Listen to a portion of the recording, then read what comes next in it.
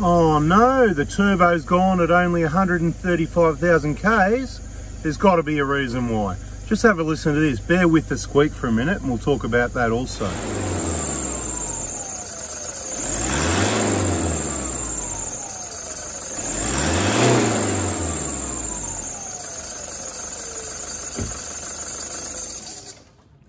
Now we probably could have got a bigger siren than that going, but it's warmed up a little bit. When the turbo was cold, it was a siren. Look, I'll say it's early stages, but it was a pretty loud siren.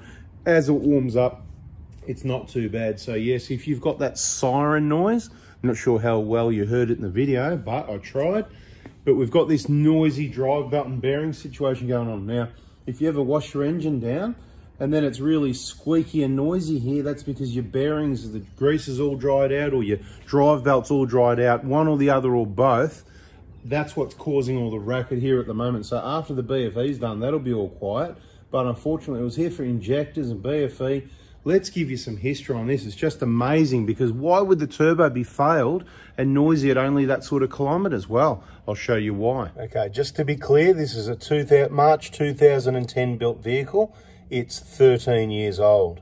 It's actually overall in very good, clean condition, because by the looks of it, people haven't worked on it too much. I'll say the pipes have been off maybe once, but lucky again, people have put it back together properly. It was a Queensland vehicle. Maybe that's why it's got the corrosion.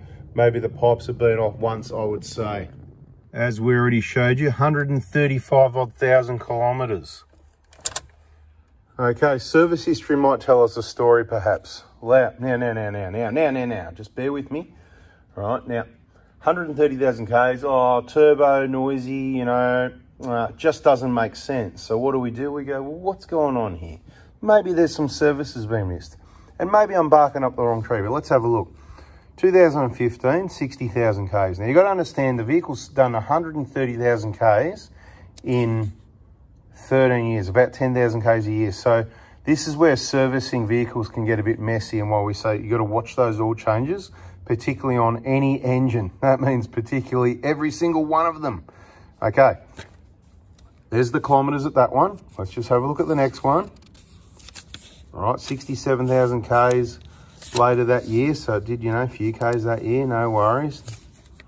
The next year, up to 70,000. That makes sense, not a lot of Ks. Then all the way from 2016 at 70,000 Ks to 2019. So 3 years without a service. I mean, who thinks that might have an effect on the engine or the turbo being such a sensitive thing? But wait, it gets better. So 2016 at 70,000 Ks, just getting this in my head, and then skip 17, 18, all the way to 19 to 88,000 Ks. Not ideal, but you know, it could probably handle that. 3 years with soot-loaded oil from cold engine starts and short trips. Not ideal, is it? Let's see what else is next. So 2000, did I miss something here? It doesn't look like it, I don't think so, right? So that was a bit not good there, was it? Well, wait till you see this one. 88,000 Ks in 19, all the way to 2022 at 128,000 Ks. That's not a good service history. That's 40,000 kilometers. And 3 years and 40,000 Ks without a service. And look, you know, maybe it can handle it. It's a pretty, these 1 KDs are tough. The engine's running beautiful, okay? But if you haven't got good oil in there to protect the turbo, so this is a good reason why this might have happened. Now, let's just go to the next thing and see what's going on there. Okay, so by the looks of it now, my client, he's purchased the car recently maybe, so either maybe he's done a service or someone's done a service recently, earlier this year, perhaps just before he got the vehicle, or he's done that since he's got the vehicle. That's around about the kilometers it is now, or when it would have been at that date, so that's cool. So take a step back again, 128 last year, not too bad. I mean, it's not great. Oh, there's hang on, we've got an extra one here, so I was sort of right, but I was wrong. So here, it's still 2019, and it's still only 91,000 Ks. So let's just take a look at the back of all those. Now, there's nothing else on the back of any of those. I can sort of see them, they're sort of sitting open. So this one, so the fifth 19, 88,000, and then by the 10th 19, 91 makes sense. But then for some reason, right, for some reason, it just doesn't have anything all the way to there. And there's probably a good chance that that is a contributor to the turbo, wouldn't you think? I mean, it's a really clean, neat, tidy car. I mean, the seats, the console, the seat, even the passenger side, the dash, everything looks good. Other than this steering wheel cover, which I'm not a fan of these sorts of slip over steering covers, but it's not my car. And of course the floor mat, but that's because it gets used, you get that. It's actually a really good, clean car. So let's have a chat about what the vehicle came in for, what maintenance it's going to get, why it needs it. And let's give you, I suppose we said, what am I going to call this one? I'll give you the good news and the bad news. Well, what's the good news? The bad news is the turbo's flogged. The good news might be, well, we think we might know why it's happened, because it's had those big 3-year periods and 40,000 kilometers a couple of times without oil changes. So it's not really a good look, is it? I mean, you know, it's had an oil change recently, so I don't expect I'm going to see much here, but let's pull the dipstick out to see if we see any staining. And look at that. It's just absolutely beautiful. And that leads me into the next thing to sort of point out that with a 1KD diesel engine, so the difference between diesel engine oil contamination and petrol, it's a big difference. So petrol, that actual petrol, right, some of it blows past the rings and it contaminates, and it's really nasty on all your seals and everything, and it gums up lots of things, where diesel, it doesn't do that, okay? What you get a black soot, you get a soot loading, so it's more particulates in the oil, if you like, which actually are not too bad and not too abrasive going by oil testing and that you know, we've seen over the years. So the diesel engine, I shouldn't tell you this, but the Toyotas, even the 1KZs, they're meant to have oil every 5,000 Ks. You know how quick they go black, but the 1KD, I know people, I've had customers 20, 30, 40,000 Ks on their fleet of vehicles. Not good maintenance, and the things still run really well. So look, what this was booked in for, as we said at the starter, you know, 13-year-old injectors, remembering that the 2010 injectors are not full DLC. Even though it runs beautiful, it would be wise to change the injectors, and that's what he had it booked in for, and all the usual sort of, you know, EGR cleaner related work. It's obviously a bit of a gem, this one, and he wants to look after it. And of course, the timing belt's due at 150K, but if it's not done at 150, it's meant to get done at 8 years. Timing belts, they generally say every 8 years if it hasn't done the kilometers. I'm not too fussed about that, because these Toyota and 1KD timing belts are really awesome, but it's 13 years, so fair enough. And it's coming up towards the 150, so definitely let's get the BFE done. Let's get the coolant out, any excuse. Let's get the water pump done before it leaks. It's 13 years old, probably not leaking, maybe a minor leak. Maybe we'll see more in another video once we pull it apart. So subscribe, turn the bell on if you want, so you don't miss that. And again, we'll just change all those components. So everything on the front will be done. The injectors will be done. It'll be good. If it's been good for 13 years, it'll be good for another 13 years. It's going to have better full DLC injectors, brand new fuel pipes. Everything's going to be put back together as per Toyota factory original, how the vehicle was from Japan. That's how we roll. That's what we do.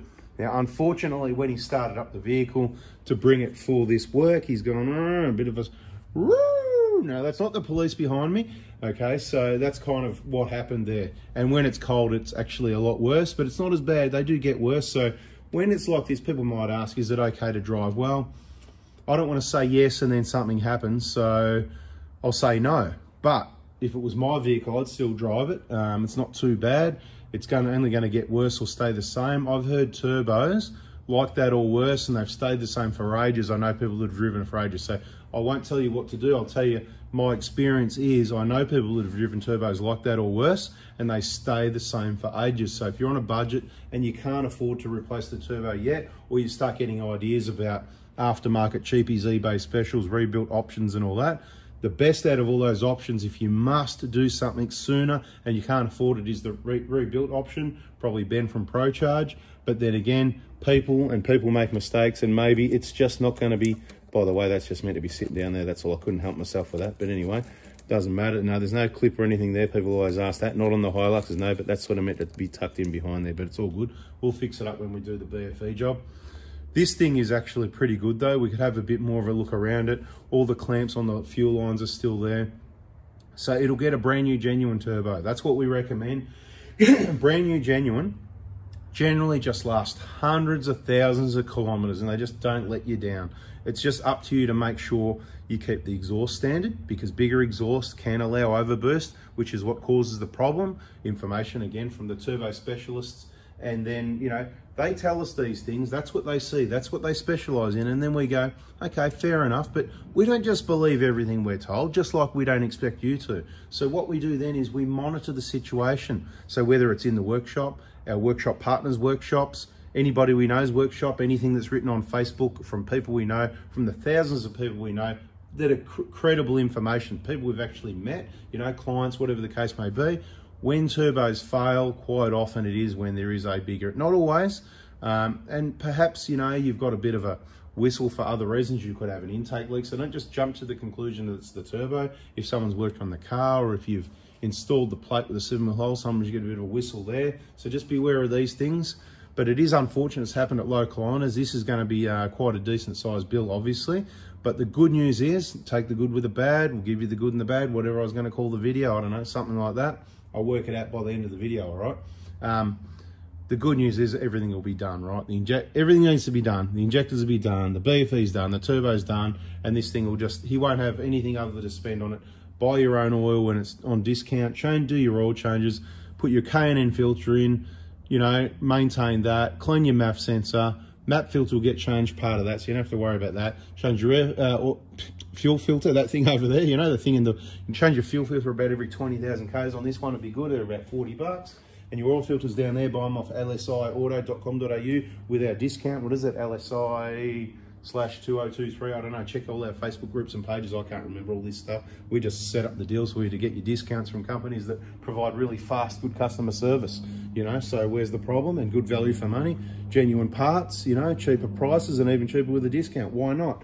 Anyway, I talk too much, and bada bing, I don't know when this video is coming out, but if it's not too late already, in case you missed it, you've only got a couple more parts days for the first half of, June, the 5th and the 12th, I reckon, if that hasn't already come.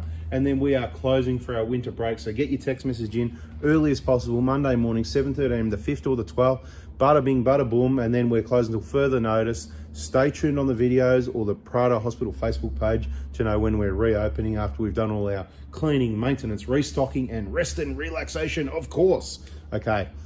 Awesome vehicle. I'm looking forward to us getting some work done on it. It really looks nice and clean. We love vehicles like this. It's got no bull bar. It's got no lift kit. If you do buy a vehicle, make sure the service history is in check, especially on your petrol engines, including that V6 that we all love.